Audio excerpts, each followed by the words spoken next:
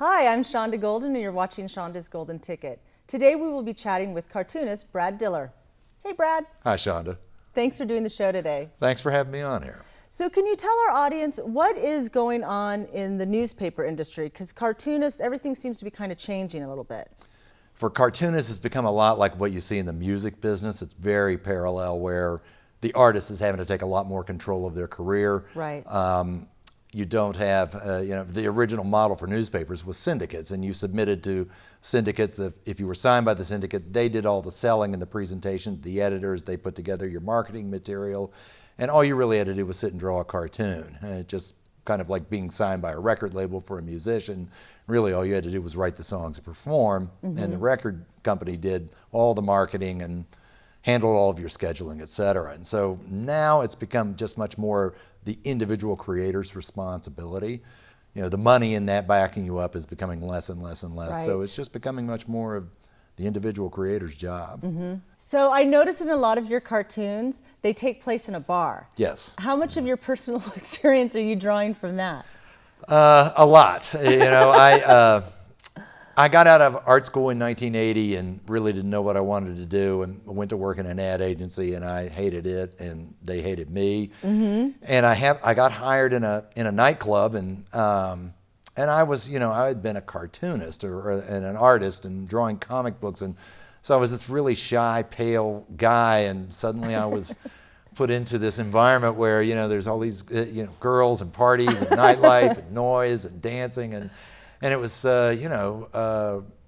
really engaging, and I loved it, and so I did that for 8 years, and I remember when I turned 30, knowing that I didn't want to turn 40 and be doing this, and wanted to get back into what my real love was, which was drawing pictures. And I started out designing tabloids for your Sunday paper, the inserts for a chain of department stores. And in 1988, I got hired by my hometown newspaper as a features illustrator. And then in 1990, I presented a portfolio of single panel cartoons to the editor-in-chief, and he said, I'll run it. And so right out of the gate, I was a published cartoonist. I was really lucky because so many people never get published or work for years before they ever see something in print.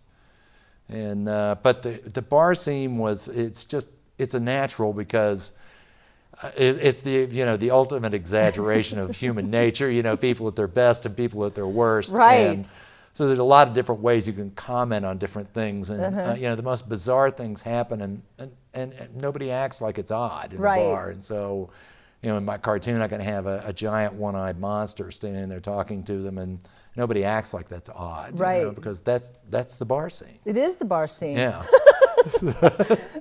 So now, what comes to you first, the joke or the cartoon? Well, for me, they both come as a unit. And when I was an illustrator, I could read a story, and that's kind of a unique knack that I have. But I could read the story, and I got like a Polaroid snapshot in my head of what the essence of the story was, just a single picture of it. And so when a joke comes to my head, it typically the picture snaps in place with it.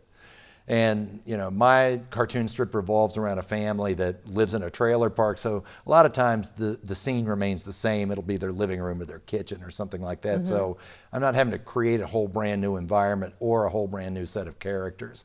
And usually when I hear the joke, I'll know which character is going to be saying it to who. Right. Because of how they interact. And so it all comes at the same time, just like that. And for me, it's a lot like, I look at drawing a cartoon a lot like a songwriter. I used to, when I lived with my brother, he was a songwriter, and I would watch him write a song in our living room, and then a week later I'd go out and see him perform it with a band. And so for me, the cartoon is like writing a pop song where the picture's the melody and the joke line is the lyric. And the two of them come together and they make a bigger unit. The sum is greater than the parts, so to speak. But I compare it a lot to trying to write a pop song. It's got to be short, sweet, and catchy, and have the hook. Yeah. So very cool.